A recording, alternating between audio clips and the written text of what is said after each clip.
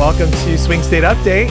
I'm Tyler Bowyer, and I'm here with guests while Austin Smith is on the floor of the legislature for the Arizona State Legislature with two of our most important guests, semi-regular, and you've heard her name dropped a lot, both Brett Galaszewski. It's good to see you. Hey, Tyler. Thanks for having me on again. It's good to see you. So he's our enterprise director for our national field operation within Turning Point Action.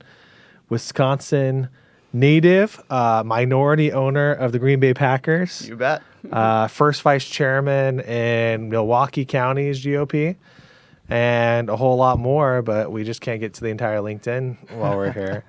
And then also we have Lacey Nagao. How are you doing, Lacey? I'm good. How are you guys? Lacey is our regional manager for the Southwest that covers Arizona and Nevada. And so we'll have a really exciting episode here today. Kind of quick. We'll talk about some things and hit some things, but celebrating some big wins. Wisconsin had an election on Tuesday. Yep. Huge wins all across the board. So we'll get into that about what was the outcome for question 1 and question 2. We'll talk about the third question, not the one that was on the ballot, but the one that was in Brown County with also our field representative, field leader, who is running for county supervisor in Brown County, Dixon Wolfe. So we'll get to him in just a second and introduce him. But how did you feel about things in Wisconsin? Really good, really good. So the weather on April 2nd, Tuesday, Trump was in Wisconsin, and the weather was just absolutely horrendous. What happened? It was about a foot snowstorm. Trump was speaking up in Green Bay, and again, with Trump coming up there, you started to see a lot of conservatives, a lot of the base deciding, I'm just going to drive up to Green Bay on Tuesday at the drop of a hat. That mixed in with the weather kind of gives the perfect validation of what we're doing in promoting early voting and promoting ballot chasing, because it very well could be. I won't say that there's going to be a snowstorm again in November, but Wisconsin weather is unpredictable. Thankfully, it didn't tip the scale too much. Do you think the machines generated the weather? No. You think it was the streakiness? I posted a picture. I was laying on my back in my yard the other day, and I posted a picture. I was like, I feel a little under the weather. So I'm under that. Yeah. And someone's like, those are not regular clouds. Those have been produced by machines. Yeah. Oh, wow. The storm machines. Yeah, we got a couple of those folks in Wisconsin. But hey, I mean, they're not wrong sometimes. Who knows what Bill Gates is doing? Right. You never know these days. But no, so despite the weather, despite the impromptu Trump appearance, we still got some huge wins across the board. Yep. Both of our constitutional amendments that were election integrity themed went through. They passed. That's huge, because now you're not going to see out-of-state money influencing Wisconsin elections to the extent that they have. So the Zuckerbucks question passed? That passed. Yep. So now we won't have Zuckerbucks influencing our elections. And then the second question, which we covered on the show. Was about having essentially drop boxes, locations other than polling places where you could drop off boxes. So, and again, that was a lot of out-of-state money funding that, a lot of out-of-state influence. So now we won't have that question anymore when we're looking at our elections, which makes our job a lot easier, much easier going forward. And then, of course, in Green Bay, the big win in Brown County, electing a superstar to their county board. Let's do that. Let's bring him in. The one and only. I can't remember, what was your nickname that we had at the game show place? What was it? I forget. It may not be appropriate for this show. It may not. I want to tell you this. I want to set this up, and I'll let Brett then set you up. So we'll just have this really long introduction, because the world needs to get to know Dixon Wolfe as the future of Wisconsin. Yep.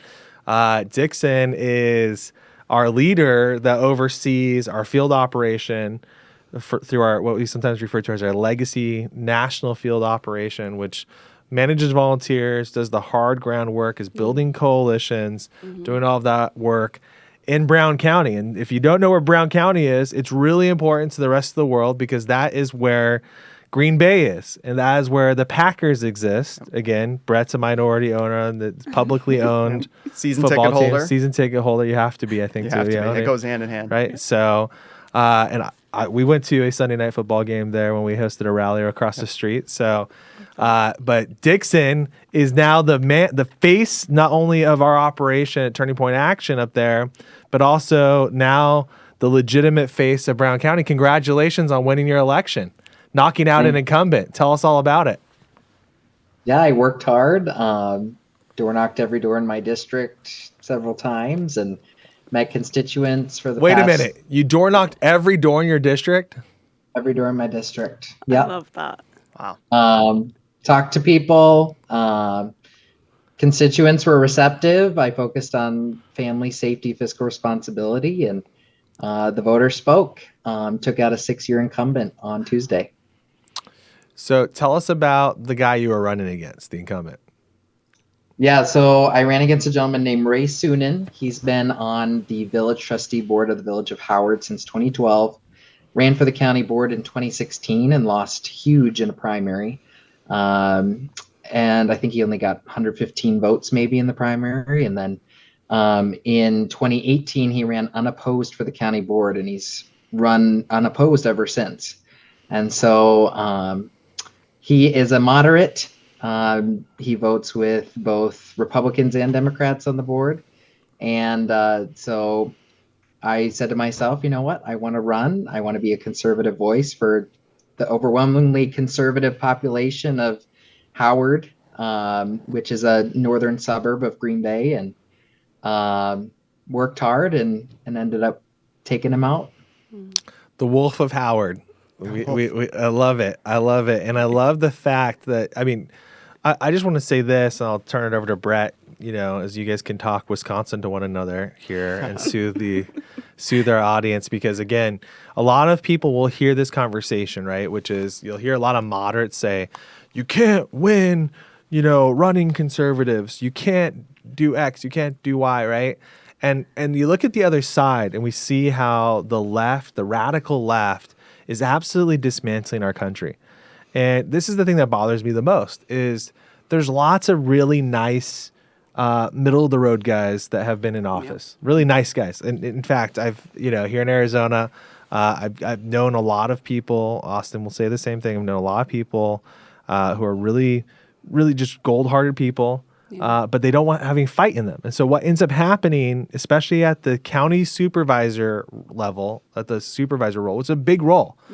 I mean, Brown County is one of the most important counties in America, folks. Like, Brown County is a determining factor in who becomes president of the United States, right? So you look at this and you go, you have guys like maybe Ray, and I don't know Ray that well, right? But Ray Sunan, who's been there, that just rolls over to whatever the radicals want to do to hijack our country. That's a problem. Yes. So this is the reason why, and again, it's very rare that you get this confluence of things where you have someone that's an activist, that's a great leader, that's young, that's energetic and vibrant, that's also conservative, like ultra conservative, that's going to have hold the line, and that is Dixon Wolfe. And again, there's been no greater time in the history of our nation where we need the Dixons of the country to step up and serve in these roles. So first off, I want to thank you, and I want to talk about that. But why don't you guys talk to us a little bit about, in Wisconsin, where have you seen some of this, where you have a lot of these just roll over and sometimes play dead, or just roll over and allow the radical left to walk all over you? Have you seen this a lot, maybe in northern Wisconsin where you're at, Dixon, maybe in more the southern part of Wisconsin where you're at, Brett, and how can we work together to make sure that we replicate Dixon? Well, I think the case in point of what you're saying, Tyler, is that we still have Megan Wolfe in Wisconsin as our elections commissioner. So the bad wolf. The bad wolf. So right. we have the Wolf of Wall Street here. We have the Wolf of Howard Street, right? I don't know. What's the main street in Howard? Is there a main street? Cardinal Lane. We'll just go view the Wolf of Cardinal Lane. Everywhere. The Wolf of Cardinal Lane. The Wolf of Main Street, in upstate. But you have Megan Wolfe. Yeah, we have the big bad wolf. And it's a consequence of the compromising that's taking place in Wisconsin in our legislature. The problem with compromising with the left in Wisconsin is that with every passing year, the left has become more and more radically left. So compromising with them has all of a sudden turned into just rolling down and dying. So you're seeing this a lot in our state assemblyman, our state assembly, led by Robin Voss, our Speaker of the House. You're seeing this in the state Senate. You're seeing this in environments like the county board, which I would argue are having more of an impact on our day-to-day lives. In Wisconsin, yes, the state assembly and the state Senate and the governorship, yes, that's important. But where are decisions affecting you, your friends, your family, your neighbors the most, the local level, we cannot afford to compromise in those environments. So again, hats off to Dixon for taking that stand, drawing that line in the sand, not being afraid to run as a young, vocal conservative. And look at this guy, the happy warrior showing up at your front door. How can you say no to voting for that guy? No, I love that. Dixon, I'm curious. Tell people in the audience, what is the one thing that you did that set you apart to be ready to run at such a young age? I think the biggest thing was staying positive on the doors. I did not bash my opponent. I would tell people he is a nice man, but here's where I'm different, right? And I'm going to bring energy and excitement, and I'm actually going to fight for what you care about on the board. Whereas he took the negative route, sending out lots of mailers to thousands of people in my district, and attacking me for working for Turning Point and all this stuff in a very conservative area of town, which I don't think was very smart. But just you know, it's not the best move. You know, it's so funny about that, Dixon. We've seen that happen a lot, right? Where then like these people get really nasty and they're like, that guy works for a Turning Point, and it actually turns out like that wins you more votes, right? Like more people actually. There are more people in the conservative movement that support us. It's like 80%. And and I'll tell you this real quickly, just so you know, and you've seen this now because you ran for office. We had a guy here run for U.S. Senate that works for Turning Point. He wasn't successful, but he ran a poll. And the poll had a bunch of questions about his background. And the highest polling part of his poll was, Justin works for Turning Point. What do you think about that? And it was like 88% of people were like, that makes me want to vote for him more. Love that. Well, true story. When Brandon Malley, who's our Midwest regional manager, when he was running for Dane County GOP chair, he always looks back and says that the turning point, no pun intended, of his race was when his opponent, the incumbent chair, began attacking him and Turning Point. Began using that as a platform and starting to connect the dots and bash Turning Point. He says that was kind of when the line was drawn in the sand. And actually, I gained more support out of that, he said. So, keep going, Dixon. Yeah, I met a guy at the Trump rally. He was sitting right next to me, said he voted for me in Howard. And he said he got one of the mailers from my opponent in the mail and said, Dixon Wolfe he works for Turning Point Action, and he's a political activist. And the guy and his wife looked it up, and they were like, endorsed by Ted Cruz? We're voting for this guy. So Nice. Well, and I cannot reiterate this enough. Like, there are two types of people in the conservative movement, ones who don't get it and ones who just get it. And you're somebody who gets it. You're a happy warrior with it. You've embraced the grassroots grind. Tell us a little bit about your background. I mean, you're a young conservative, which doesn't really go hand in hand sometimes. Knowing what we know about the college campus environment, we know that despite what the national media says about this generation being more fiscally conservative, socially speaking, they're far from it. What makes you different? Why are you a conservative? Tell us about your background and why you're different than your average 22-year-old. 22. Yeah, That's so crazy. I grew up in Illinois. So, I mean, I saw That's even more amazing. Saw the craziness of the left.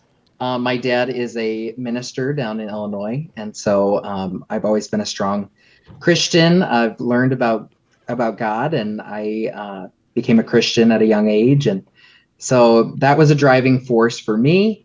I've always been a conservative, through high school and college. I don't have a huge conversion story about how I came from conservative to liberal, but yeah, I am just a driven person. I worked for Chick-fil-A for a long time and became a franchise director at the age of 20 up in Green Bay. That's how I ended up moving to Wisconsin. And I want people to know, like, if you are passionate about something, you have to go for it. And you're going to have a lot of people that stand in your way and tell you that you can't do something because you are too young or inexperienced. And that's just not true.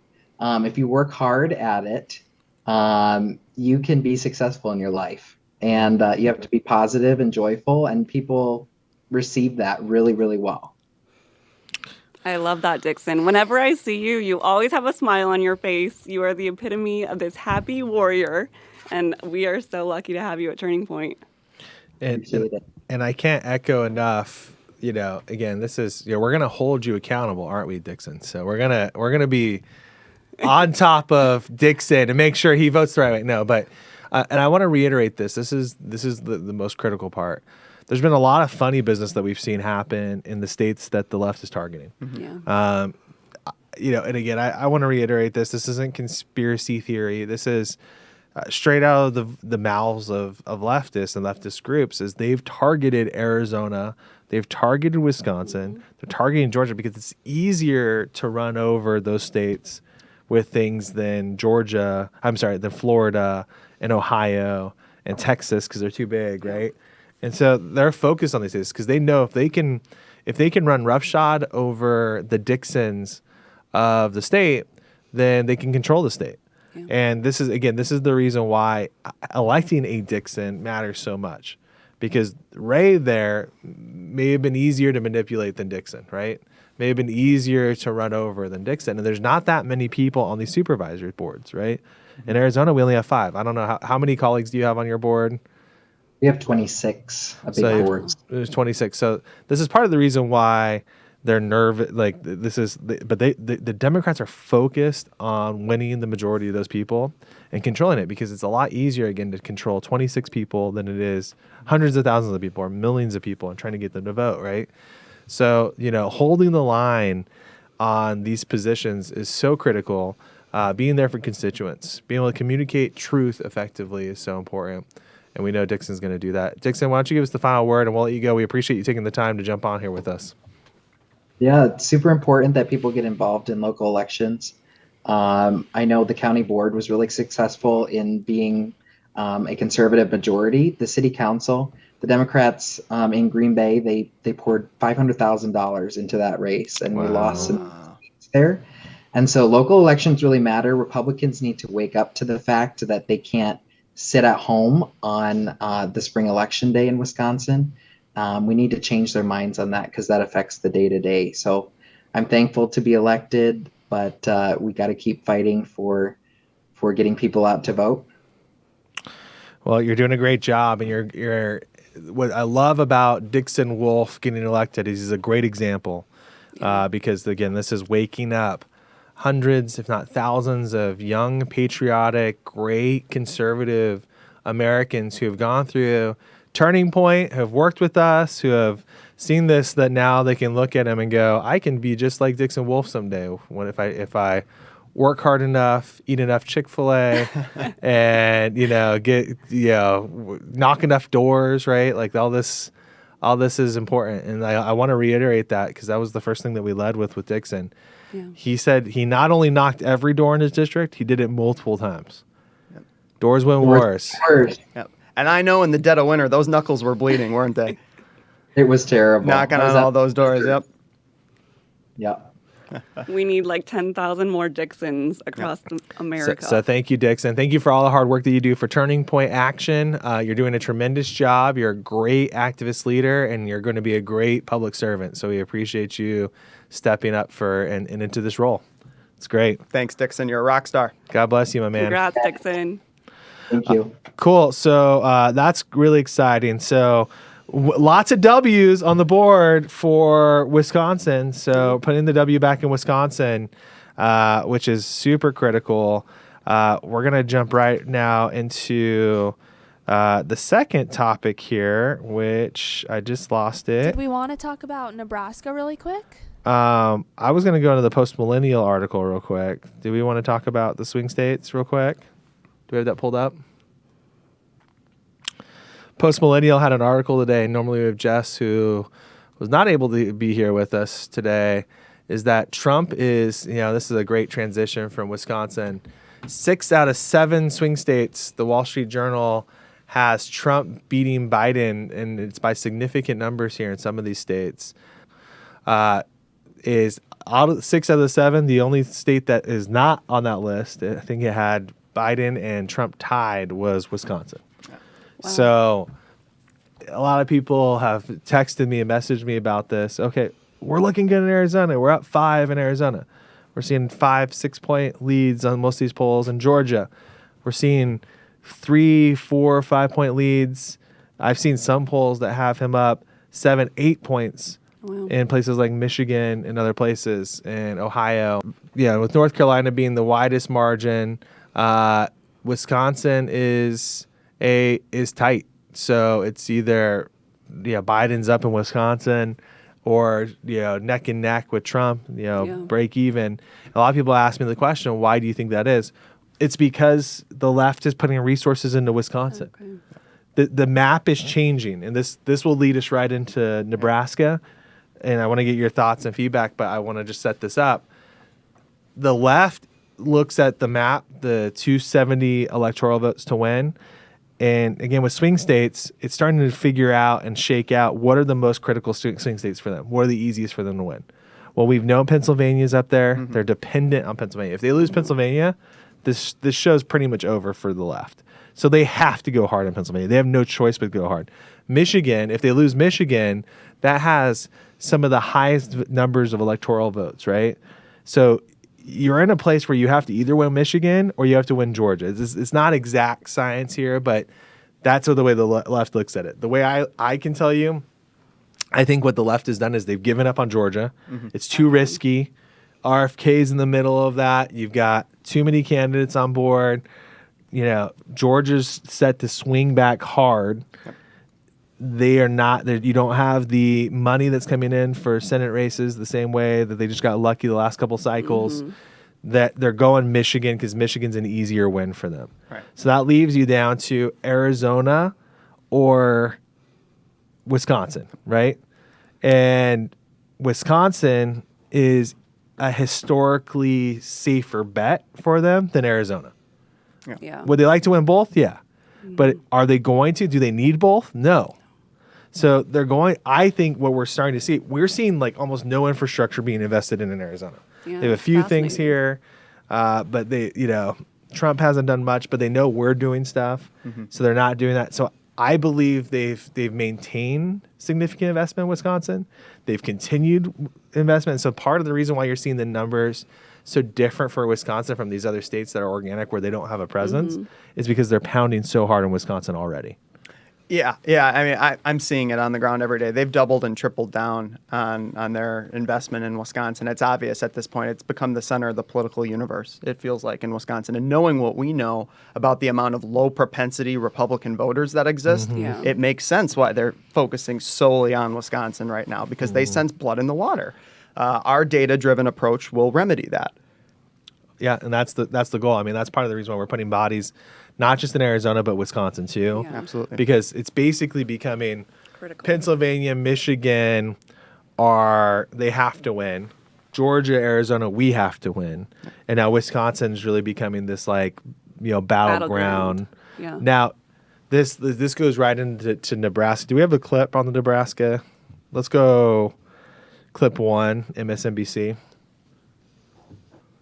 The governor there has thrown his support behind an effort that would no longer allocate the electoral votes by congressional district. Because right now, it's 5 votes there. Technically, Republicans get 4, and President Biden, Democrats get the 1 from Omaha. That's right. If that changes, and we don't know that it will, the state legislature is going to look at it. But if that changes, that takes away Biden's best path to win. Because if he wins Wisconsin, Pennsylvania, Michigan, but loses the other swing states and no longer picks up the 1 in Nebraska, 269. That leads playbook this morning, the alarm among Democrats that this is possible. What do you think? I think this is what the modern Republican Party has become. They're now changing the rules in the middle, trying to benefit themselves. This is the hell that Donald Trump hath wrought. In the middle of this, changing the rules 200 days before the election is ridiculous. I think you're right. I think there are real simulation problems. When you look at the map, that one electoral vote really matters in the combination of other things. Then you need another state. And so the easiest pathway to victory has always been the Midwestern 3 states combined with Nebraska. Something tells me they're not going to get away with it this easy, and there will be a national outcry for trying to change the rules here. But it looks like Changing the rules. So let me make something clear. The pathway that they're describing is dependent on a couple of different things. One, it would be that Maine. Two, so let me set up this thing, and a lot of our listeners already know this. There's 2 states that don't operate like the rest of the states. Most states operate on a winner-take-all system, okay? Yep. Arizona included, Wisconsin included. The 2 states that do operate by congressional district, they allocate a electoral college vote by congressional district, are Maine and Nebraska, okay? And both of them, it's easy to remember, are the second district are the ones that flip. So Maine is a blue state, but the second district is rural and votes red. So Trump won that in, I think, the last 2 elections. Yep. And Nebraska, what they said, their second congressional district is over Omaha, which is their most liberal, where Don Bacon is the representative. He's a Republican, but he's the most moderate maybe in the entire House. Yep. Okay. And so this is a blue district. It voted for Biden last time. Yep. Gotcha. So that was a Biden district. So the what they're laying out is that if Republicans win Arizona, Georgia, Nevada, and Democrats win Pennsylvania, Michigan, Wisconsin, but lose both Maine 2 and if Nebraska becomes a winner-take-all or they lose Nebraska 2, then it's a tie, 269 to 269, and Biden will not get elected because then it goes to the House of Representatives to vote by congressional delegation. That'd be so insane. So this is a real possibility. This is a real map Yeah. that could happen, and I don't know if we want to pull it up here. I can screenshot it and send it so we can throw it up, the 269 possibility. But this is why Democrats are freaking out, and they're so obsessed with keeping Nebraska's by congressional district. Yeah. This shows you how close it is, too, and how truly every vote does count. This matters. Everything matters, right? Because the polling that we just showed you, Nevada's up, Arizona is up, Georgia is up. So, these other places, they're going to have to work really hard to make sure that they don't accidentally lose them like 2016. Yeah. So let's go clip 2, on with Charlie, because we've now entered into a holy war in Nebraska over this. If you live in Nebraska, you are now ground zero for the future of the Republic. And I think that the members in the Nebraska House are starting to the Senate to say, what is this? This is what is going on here? We're just Nebraska. Yeah, you just so happens because of the census every 10 years, the electoral math, it just so ends up that one little pesky electoral vote in Omaha can determine the whole presidential election. I want to go to bed. Well, you're going to have to be filibustering for quite some time. And hey, if you filibuster, we'll try it again. All right. If it fails on this next bill, we're going to do it again. I'm going there Tuesday. All right. So Charlie brought this up. We've been talking with the state party chair, Eric Underwood, who's a great dude for a long time. I've been talking with him a long time about this map. Yeah. Why don't we play the Eric Underwood clip real quick? Let's throw that up. But I even went to the RNC last year, Charlie. I had a meeting with Ronna McDaniel and said, I think this is something that's going to happen. I think this is something that can happen, but I need outside help. And I was basically told that it wasn't much of an importance.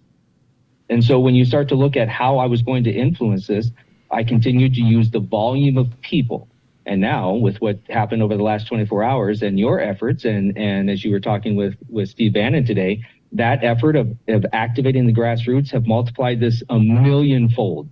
I could never have imagined this happening. Well, praise But God. in the end, that's No, I just want to repeat exactly, that, though. praise God. Just under the prior RNC leadership who's gone, they said that another electoral vote for Republicans wasn't a big deal. It was indicated that they couldn't do much from their level, and they really couldn't support me more than just she might talk with one or two elected officials here and see if there was any interest in it. That's what I was told. Well, we have a different attitude around here. Yeah, and the map, like Charlie has mentioned, has changed. Math is really simple. If the one vote for Maine happens for Congressional District 2, which you learned that early on in the night, on election night, right? So we pretty much know that first because Maine is one of the first states to come in on the East Coast, and it's small. So there's a lot fewer people that live there. So we know, does Trump win Congressional District 2? Once that hits, we know. So what could happen potentially is not only do we win, we could potentially tie if we win the entire state of Nebraska. We could also potentially lose by one electoral college vote if that map plays out. So the map that could play out, how depressing would that be? And again, I've known Eric for a long time, and we've had this discussion of like, hey, and God bless Eric Underwood. He's a patriot. He's a restaurant owner, God-fearing, patriotic dude who decided to run for state party chair because there was so much establishment shenanigans happening in Nebraska, which is part of the reason why this hasn't got done. But this bill to switch back Nebraska, deep red Nebraska, back to winner take all, has been sitting there for over a year. They've been talking about this for years. And now people are finally realizing, oh my gosh, now the rest of the country's aware of this. But you could lose the entire race. We could have Biden for another 4 years. We could lose our country for a generation potentially.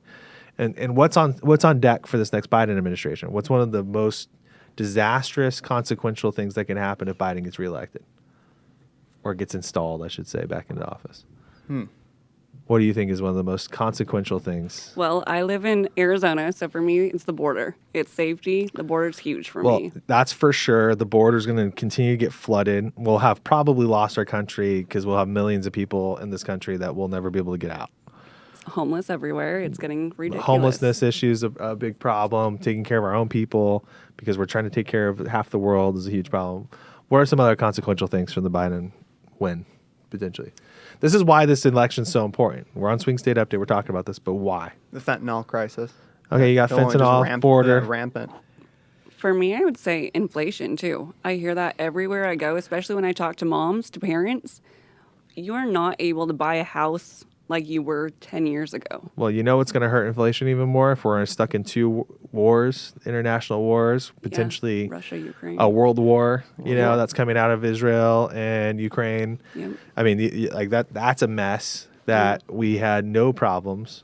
What are some other things? There's one other big one, massive one. Court packing? Is that still a question? There you go. It's not even court packing. Court packing is a real possibility if they get control of the legislature, of Congress, right? But even more so, we have a number of conservative justices that could retire. Yeah. Starting with our favorite one, right?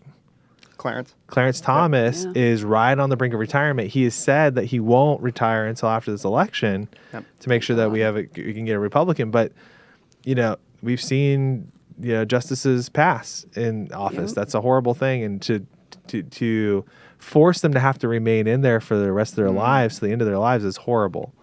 And so this election is so critical because we will lose the Supreme Court potentially over the course of the next 4 years.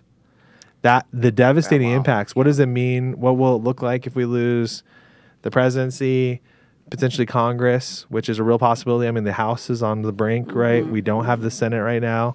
We're likely to regain control of the Senate. That may be the only, real big hope outside of the presidency. But if we lose Congress, you know what else is a possibility? You have court packing that can happen easily, so they'll add more justices potentially. And they may not do that if they feel like they have control, but they may add Puerto Rico as a state, District of Columbia as a state. I mean, we're talking, even if they don't have control of the Senate, they could get that done potentially, force their way through, broker deals to make their way through. And this country looks totally different than it looked 5 years ago.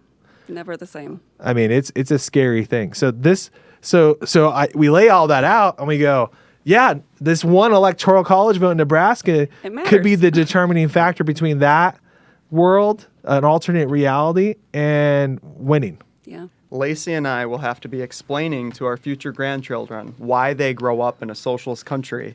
Because of Nebraska. Because of one thing. And think about the animosity that will exist from Republicans and conservatives forever.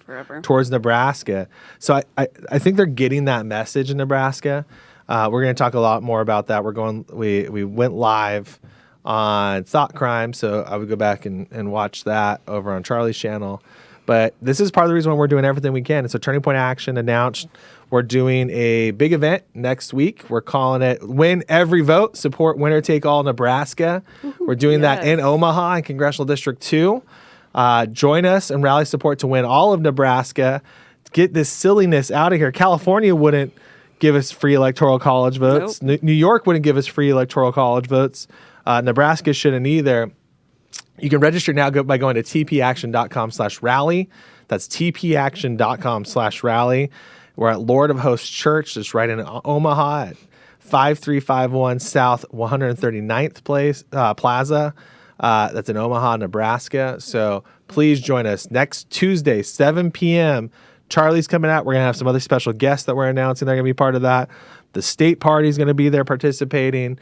I'm hoping by that point, by next Tuesday, Nebraska will have had it figured out, and we can celebrate there on next Tuesday as a coming together, massive win for the movement, save the country for another generation, because we can't allow this to happen. And I'll leave you with this. If we do this and we get this done in Nebraska, which this is the 11th hour to get it done, that also changes the map, because now this is going to force the Democrats to have to retreat a little bit in Nevada.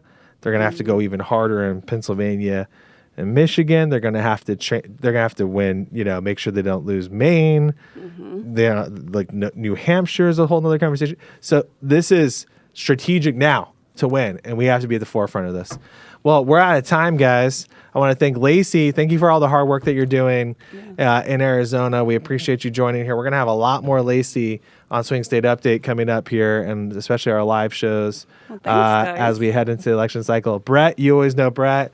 Tell everybody where you can catch we can catch you on Twitter and on social media. Yeah, shoot me a follow at BGALS, BGALSWI, BGALSWI for all things Wisconsin, all things TPA, all things grassroots. I'll even throw a couple Packer things in there as we get closer to football season. And you can find Lacey at Lace, Lace, Nagao, Nagao on Twitter. And then Dixon, I think it was Dixon S. Wolfe. Dixon S. Wolfe. Wolf with an E at the end. Yeah. And then obviously you can follow us at Turning Point Action, TPAction _ on Twitter. Looking forward to seeing you next time here at Swing State Update. Thanks again for joining. Thanks, guys. Take it easy. God bless.